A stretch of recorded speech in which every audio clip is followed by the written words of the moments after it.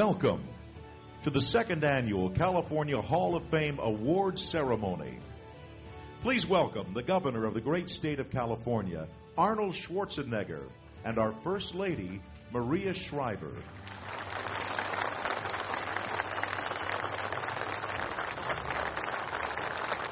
And also their daughter, Catherine.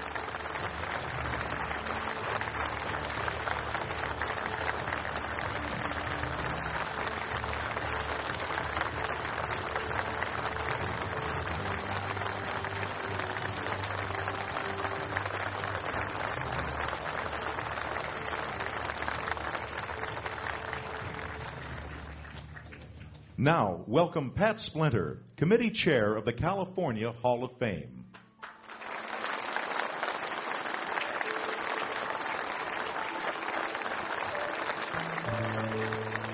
Good evening, and welcome to the California Museum. I'm Pat Splinter, and I'm proud to serve as the Committee Chair for the California Hall of Fame. Tonight, we present to you a group of legends who reflect California's rich history and its unique influence on the world of ideas, innovation, art, and culture. And tonight, we celebrate these extraordinary women and men whose accomplishments have influenced the state, the nation, and indeed, the world. It is essential that I acknowledge the tremendous leadership of the California Museum, without which this wonderful California institution would not exist. Secretary of State Deborah Bowen, Board Chair Maureen Jones. She is here with her husband, former Secretary of State Bill Jones. All of my fellow board members, and a special recognition to John O'Connor, Claudia French, and the entire museum staff who worked very hard all year to put this ceremony, exhibit, and year-round education effort together.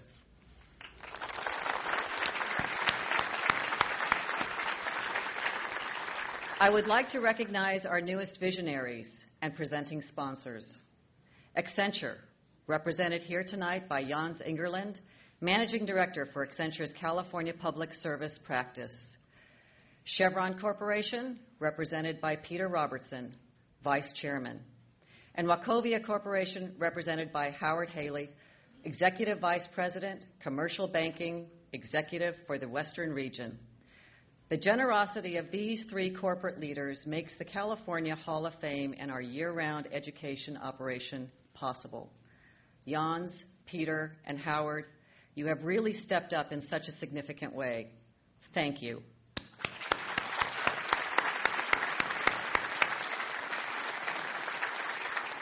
I would also like to acknowledge the ongoing year-round support of our Founder Circle donors. Your commitment is critical and is helping to build this premier California cultural institution, and without it, it could not be done. Thank you.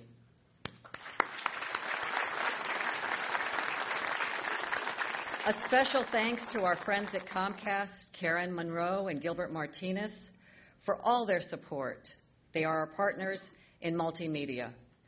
Alan Irvine and John Cook from Scott's Seafood, thank you for an extremely generous donation of the catering tonight. I'm sure we're all going to enjoy that after the ceremony.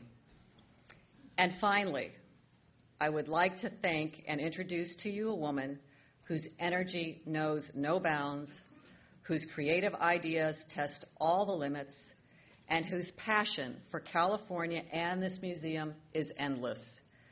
I present to you our friend, Honorary Chair of the California Museum and the First Lady of the State of California, Maria Shriver.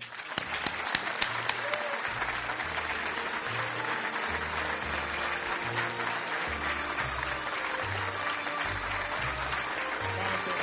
Oh, wow. Thank you. Thank you. Thank you. Okay, you got it. Thank you. Thank you all so much. Thank you all so much for being here. Pat, thank you so much for your incredible leadership, and I could repeat all the thank yous to everybody that you mentioned, because tonight really is such a collaborative effort, and so many people are involved in making this happen. And it's bigger than last year, and it's going to get even bigger with all of your support. So thank you for your leadership, and thank you to all of you for being here. Here at this museum, we have a motto, and it says, "Only in California," because it's true. Only in California could you assemble these extraordinary individuals who are being honored here tonight. No other state has them. No other state can even come close. California, the state of California, the ideas here, that's what all of these individuals have in common. These dreamers, these trailblazers, these extraordinary pioneers. Ladies and gentlemen, I introduce to you the 2007 California Hall of Fame inductees. Willie Mays.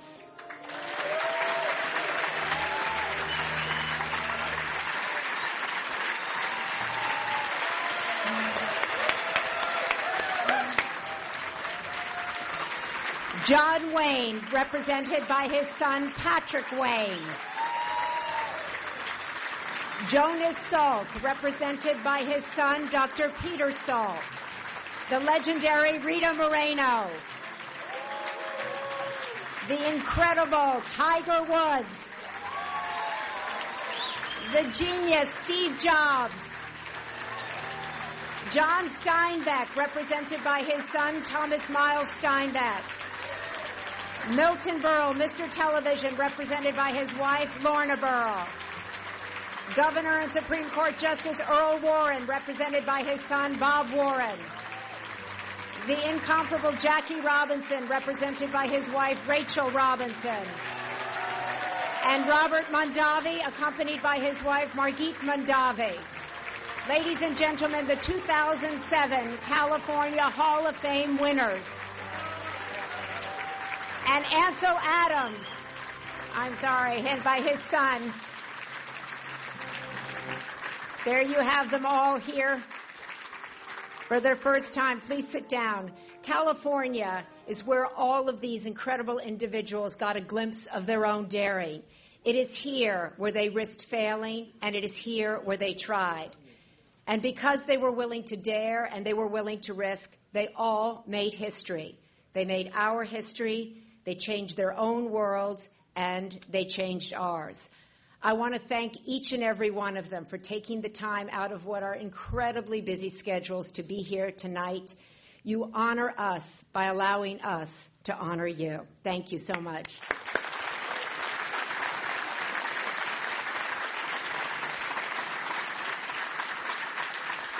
All of their individual stories will be on permanent display for this entire year here at the museum. And I think their stories will spark the imagination of all who come here from all over the world. Their journeys and their accomplishments will teach visitors, especially the thousands and thousands of young kids who come here from all over. And they come to this museum to learn about California, to learn about the history, and they will learn about what is possible by learning about the extraordinary stories of these individuals. And I hope that they will learn that it's not about the school you went to, it's not about the family you were born into or the heritage you inherited. It's all about your talent, your vision, your perseverance. That's what all of these people have in common. You know, one of my favorite quotes, and I've said it here before, and I say it all the time at home to my children and to my husband, and it goes like this: well-behaved women never make history. Well, let me say tonight that well-behaved, by-the-book, traditional rule followers will never make it into the California Hall of Fame. This Hall of Fame is filled with people who faced extraordinary adversity in their lives, who were told over and over again, no, you can't do that, you can't dream that, you're crazy, it's not possible, you don't have what it takes. But not one person up here listened to what other people said. They all went out and achieved well beyond everybody's expectations. All of these individuals are out-of-the-box thinkers and doers, and they embody the very spirit of California. And that's the award that they will be receiving tonight, which you see up here behind you. It's called the Spirit of California, and it was designed exclusively for the Hall of Fame in this museum by our great friend and the legendary sculptor, California sculptor, Robert Graham. And I like it because it's a woman, but it's a Californian, and she's looking over her shoulder, and she's dreaming, and she's imagining what's possible. And I know that every single person here and their parents looked over their shoulder and dreamed themselves, and that's what got them here. So I particularly love this award, and I hope that everybody who receives it tonight will look at it over and over again and remind themselves about the possibilities of dreams and that they're possible here in the state of California. And preparing for this evening, I was reading a book of California poetry given to me when I first became First Lady by State Librarian Kevin Starr, and I'm a big fan of poetry. And I read through it, and I came across a poem written by John Rollin Ridge, who is a Native American here in California. And I thought it perfectly described the individuals that we're honoring here tonight. And it is a poem, it's called From California, and I wanted to read it to you. It says, and it goes like this: "And shall we view these miracles and more, which mind and muscle never wrought before, without remembrance in these latter years of those brave men, those hardy pioneers, who led the way for science, art, and law, mid dangers their successors never saw, and countless hardships that they never knew, the famed and unfamed heroes tried and true, who crowded into months or days the deeds of years, and of young empire sowed the seeds. Amid the mass there here and there appears some revered head majestic as a seer's. These are the pioneers of pioneers." Ladies and gentlemen, it is a privilege to be on the stage with these pioneers of pioneers. We honor them tonight for their courage, their brilliance, their perseverance, and their vision, and of course, their extraordinary achievements.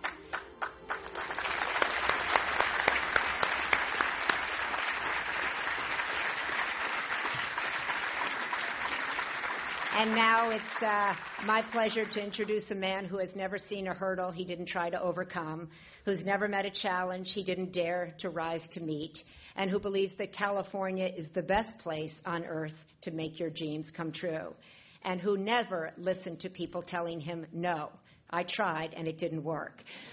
Ladies and gentlemen, Governor Arnold Schwarzenegger.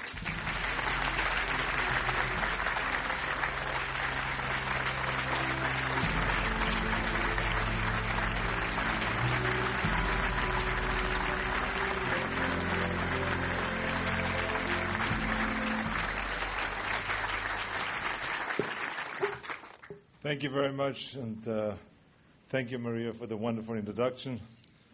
It is true, she has tried.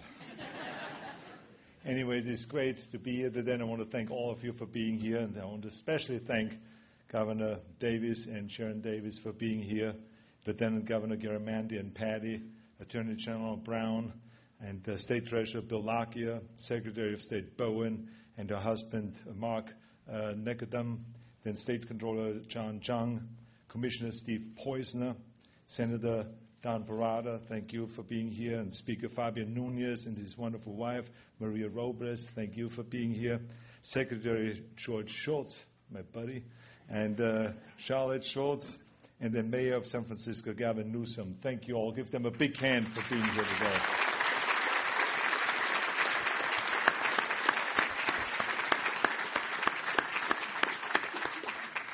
First of all, of course, I want to thank Maria for the remarkable work that she has been doing for the museum and also for the Hall of Fame, because she really has been the driving force behind all of this. She had a vision of this, and she turned it into reality. So let's give her a big hand for the great work that she has been doing.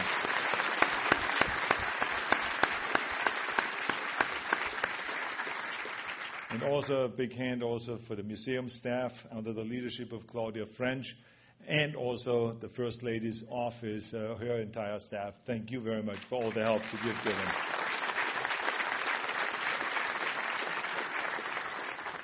Now, the Hall of Fame celebrates California's drive to excel and the notion that anything in life is possible. Or like my old friend Milton Pearl would say, He would joke many times about that. If opportunity doesn't knock, build a door. Well, Milton is one of the inductees tonight, and he has been a long-time friend. I'm very happy about that. He's been a great entertainer for more than 80 years, and so it is great to have him be part of these great legends here today. He's probably right now up there in heaven and performing twice every night and having a good time.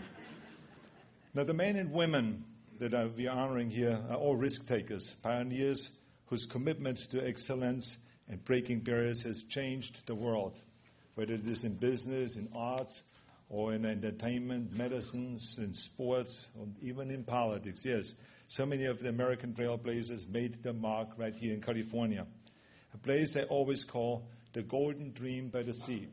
The reason why I call it that is because California, without any doubt, is the greatest place in the world. But it also makes dreams become a reality, and there's no one that knows this better than I do.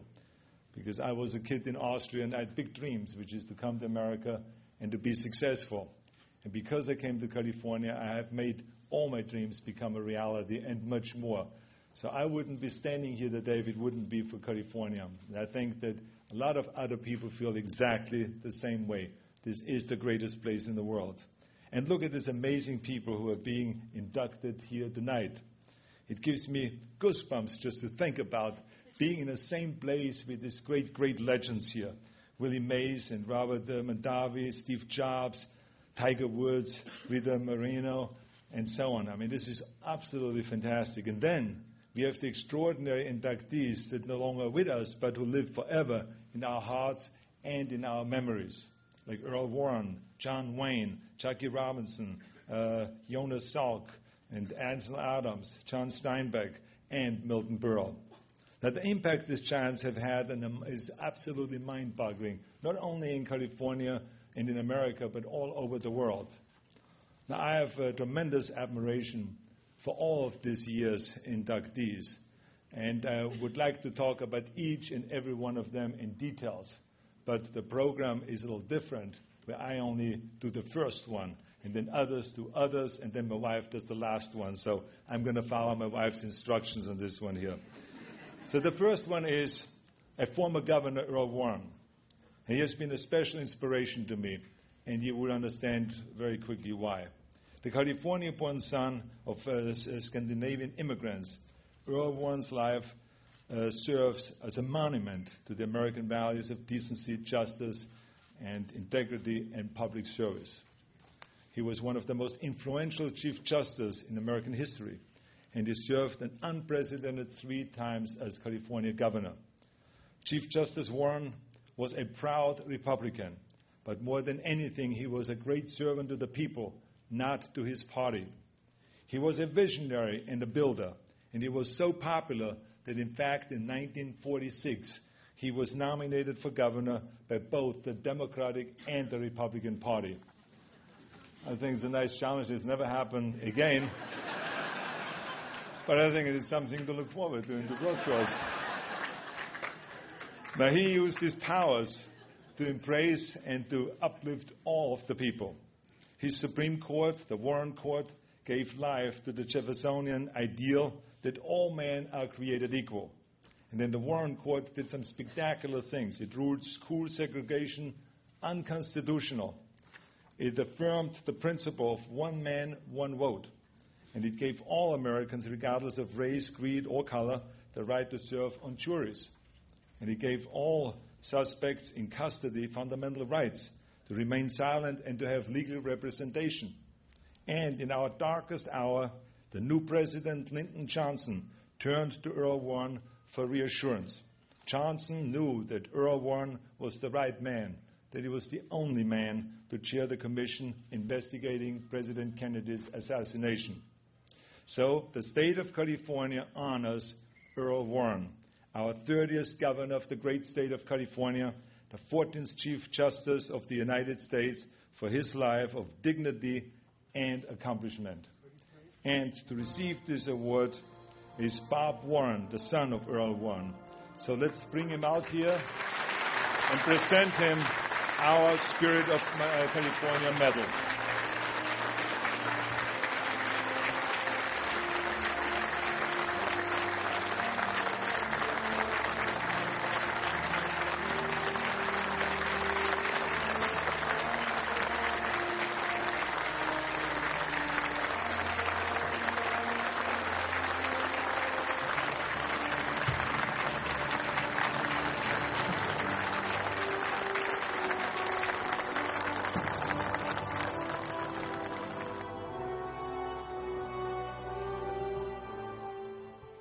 In novels and short stories, in fiction and journalism, from the 1920s through the 1960s, John Steinbeck composed unforgettable literary portraits of forgotten American. He was the son of Comfort and Salinas, a student of culture at Stanford, and the poet laureate of the dispossessed. John Steinbeck's work spoke for the men and women society didn't hear. Of Mice and Men told the tale of George and Lenny, itinerant laborers working the San Joaquin Valley, sustained and broken by simple dreams. The Grapes of Wrath, which won the Pulitzer Prize, is the epic journey of the Joads from the Dust Bowl of Oklahoma to Depression, California. From land ruined by drought to migrant labor camps scarred by cruelty. From a place where hope was challenged to a place where dreams were never defeated. Always, John Steinbeck's work was about the intrinsic value and dignity of the individual, from Tortilla Flat to Cannery Row and East of Eden. They were literally achievements so successful in touching the heart, the soul, and the mind that John Steinbeck was awarded the Nobel Prize for Literature in 1962. The state of California honors John Steinbeck, its native son, the modest literary giant who told our simple stories with beauty and grace.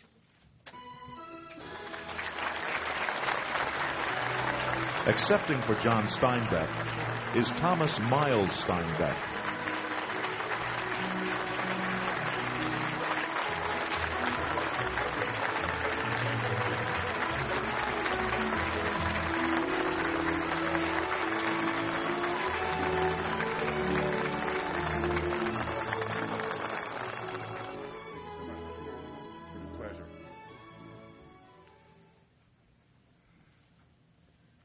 This next one gives me great personal pleasure because Ansel Adams was a great hero of mine and a man who changed my life to a great degree.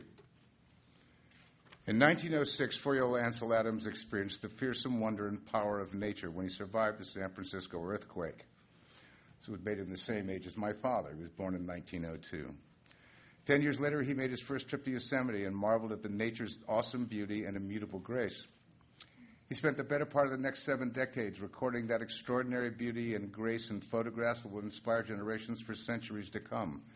And through his work with the Sierra Club, which Adams joined as a teenager and came to lead as a director, he made preserving our natural wonders and resources a very personal quest.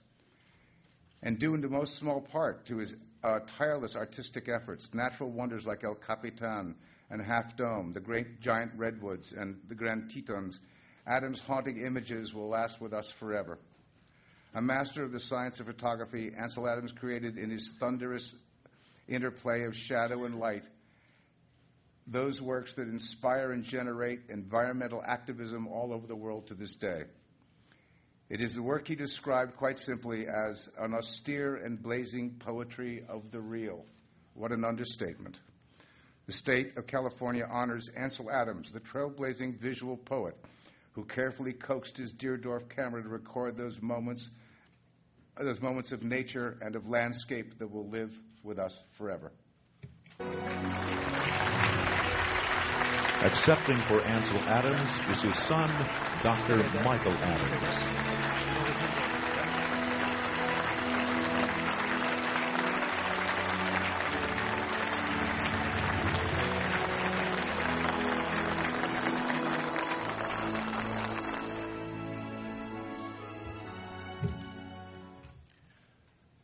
John Wayne. If a 20th century America had a face, it was the face of John Wayne. If the 20th century America had a voice, it was the voice of John Wayne. If 20th century America had a walk, it was the bow-legged shamble of John Wayne. Whether he was astride a horse, defending the Alamo, storming the beaches of Iwo Jima, John Wayne was the essential American movie star for nearly 50 years, from his first picture in 1926 to his last in 1976. He was an American classic, and his story was classically American. His Hollywood career wasn't much more than a happy accident. He was a kid from Glendale, a USC football player named Marion Morrison, just a kid working a menial summer job at Fox Film Studios, where he was discovered by a director named John Ford. He was tall and lanky and easy to know, and it seemed the camera might like him. Even then, there was a hard crust around a decent core, just like so many of the characters he would come to play, like the Ringo Kid in Stagecoach, or Ethan Edwards in The Searchers, like Thomas Dunnison in Red River, or Rooster Cogburn in the Oscar-winning True Grit. The kid's name was changed to John Wayne. More than 170 films followed, and reel by reel, a story of America was told. It was a story of the Old West, old values and rewards won the old-fashioned way, through grit, determination, hard work. It was a story of America told through the prism of John Wayne's imagination and beliefs. And while his politics didn't please everyone, his appeal on screen was universal. Over the decades, Wayne made films with dozens of directors, but often the best work was done with John Ford. Stagecoach and The Searchers, She Wore a Yellow Ribbon, and The Quiet Man, Fort Apache, and The Man Who Shot Liberty Valance. All of them American classics, just like The Man whose name was above the title. The state of California honors John Wayne, whose work is a lasting, treasured, and monumental gift to the country he so dearly loved.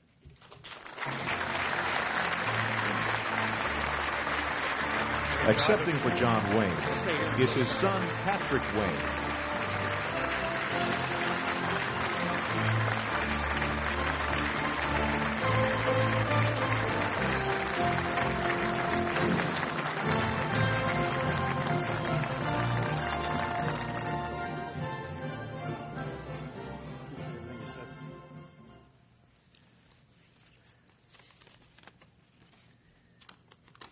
Throughout history, man has gathered each night around light and sound. The campfire, the hearth, the stove. Then came the radio. Shortly thereafter came the television, which Milton Berle made irresistible. Milton Berle embodied the history of 20th century American show business. He was born Milton Berlinger in New York City in 1908. At the age of 6, he was working regularly in silent films with such stars as Charlie Chaplin, Mary Pickford, and Douglas Fairbanks. When he was 12, he made his debut on Broadway. And when he starred in the Ziegfeld Follies, he was the first performer ever to have his name above the title on the marquee. He went on to tour in vaudeville, and after the advent of sound, star in talkies. But radio made Berle a household name, a fixture in every living room. And television made him an iconic figure whose work will be remembered as long as sound and pictures are transmitted through thin air. In 1948, NBC moved Berle's Texaco Star Theater from radio to television. Its visual slapstick vaudeville style was perfect for the new medium. And live from Hollywood, Berle became the biggest star in the audacious new firmament. When Berle went on the air, 1 million American homes had television. Within months, the number doubled. And then it doubled again. And it continued to double until the television set became as essential to the American home as Edison's light bulb, thanks to a foundation constructed by the wit and talent of Milton Berle. Everyone had to watch Uncle Milty Tuesday nights. Everyone had to talk about what they saw the next morning. Movie ticket sales declined Tuesday nights. Restaurants closed Tuesday nights. And Uncle Milty did an 80 share. Shows don't do 80 shares any longer, but Milton Berle's legacy, the television water cooler hit, endures. The state of California honors Milton Berle, television's first great star.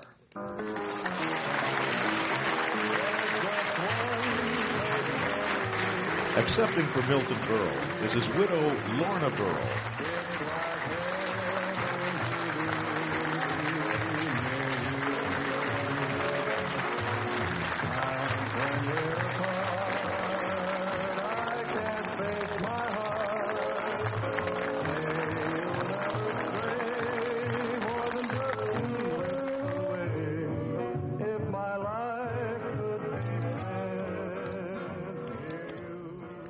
Playing his song. Milton's in the room. I can feel it. It's palpable. There was a time when summer was a season of fear for many American parents. The season when thousands upon thousands of children became infected with the crippling polio virus. Those were the summers and the seasons before Jonas Salk. All the seasons of Jonas Salk were seasons of accomplishment. He was 15 when he started at City College of New York. He was just 24 when he graduated from New York University College of Medicine. And he was just 40 when he ended those summers of fear forever. Motivated, he said, more by love of humanity than of science, Salk devoted his abundant energies, expertise, and intellect to medical research. In 1947, he was appointed director of the Virus Research Laboratory of the University of Pittsburgh. By 1955, he had developed and fully tested a vaccine for polio. But it was in 1916 a polio outbreak in the United States left 6,000 dead and 27,000 paralyzed. In the early 1950s, more than 50,000 new cases were reported each year, with between 5 and 10% of them resulting in death. By 1957, the number of new reported cases had dropped to 5,000 annually. By 1991, the disease had been completely eradicated from the United States. But Jonas Salk never sought to profit from his discovery. He refused to patent the vaccine because he wished to see it disseminated as widely as possible. What Salk did instead was continue to devote his genius, skill, and fame to medical research. In 1959, he moved to La Jolla and established the Salk Institute for Biological Studies. There he spent his final 4 decades conducting research on cancer and autoimmune disease while continuing vaccine research related to both polio and AIDS. The state of California honors Joseph Salk, medicine's modern miracle worker. Accepting for Jonas Salk is his son, Dr. Peter Salk.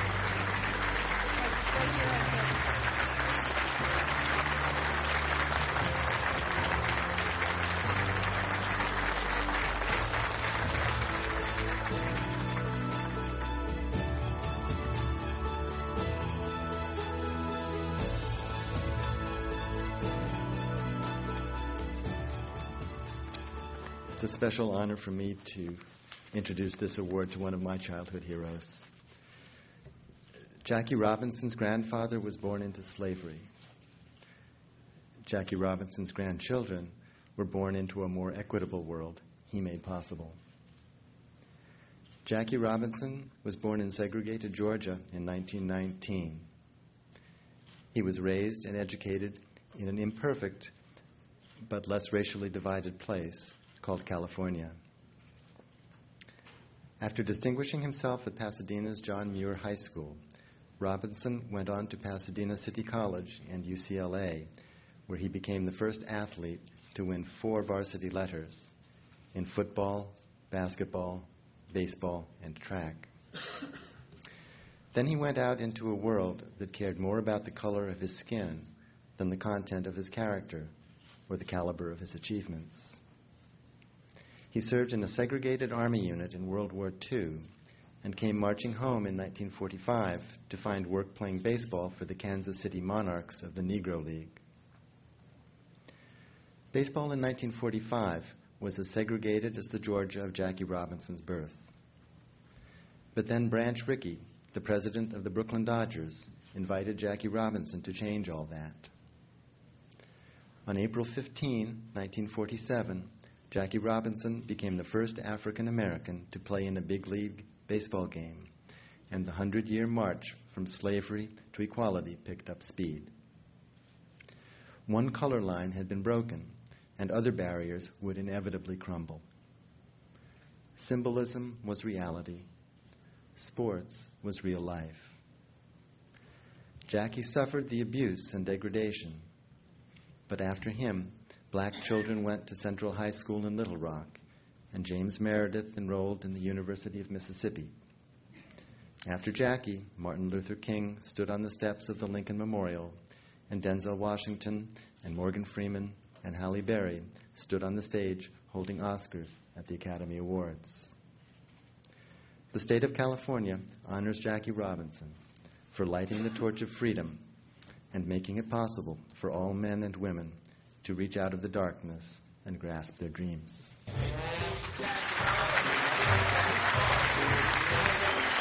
Accepting for Jackie Robinson is his widow, Rachel.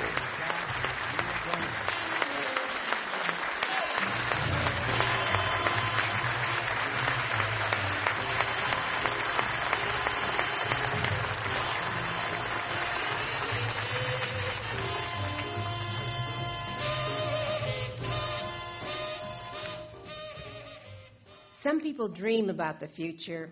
Others speculate about the future. Steve Jobs created the future. Did you know that, Steve? A college dropout from Cupertino, a visionary without credentials or portfolio, 21-year-old Steve Jobs saw the design for a homemade computer in his friend Steve Wozniak's house and envisioned a brave new world of possibility. Wozniak had designed the computer for his own use, and Jobs said they should build it for the world. Working out of Jobs' garage on April 1st, 1976, they created a company they called Apple. Over the next 3 decades, the ideas got bigger while the products in the world got smaller. Every desktop became an international connection. Every pocket a dance hall jukebox. Every palm a global communications center. Every invention begat a reinvention. First, Steve Jobs gave us a wired world. Now he's creating a wireless universe. Apple was followed by NeXT. Then there was Pixar, which turned the 2-dimensional cartoon into 3-dimensional art form, so real it demands that you reach out and touch it. Steve Jobs gave us the means and created the end. The state of California honors Steve Jobs, who saw the future and invited us all to share with him the journey there.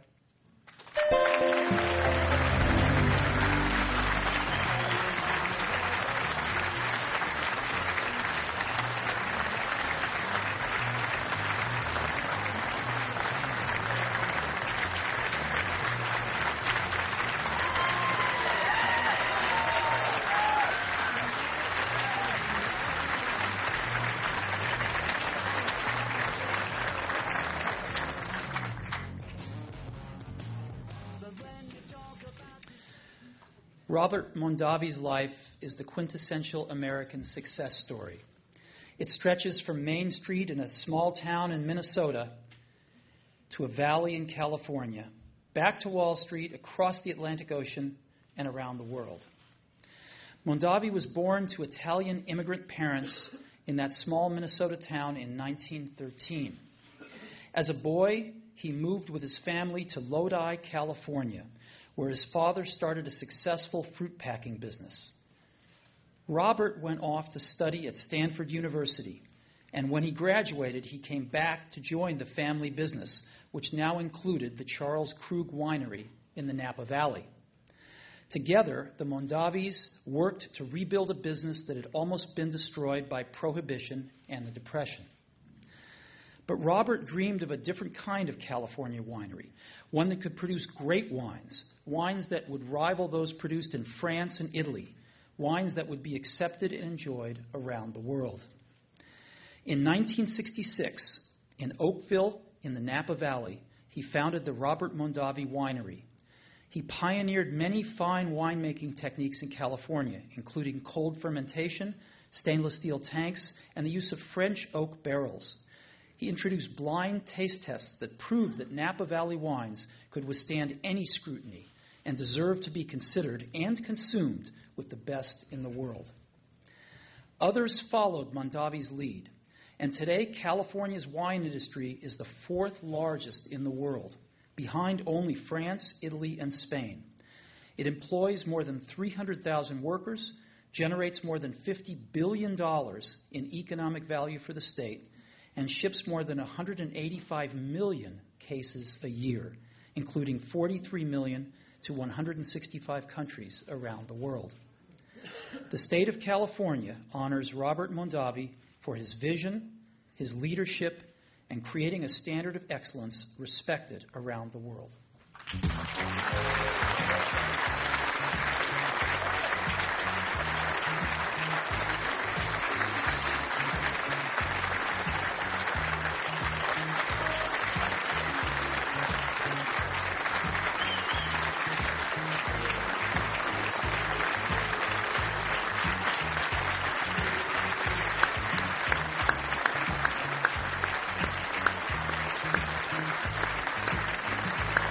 To present our next inductee, Margaret Mondavi.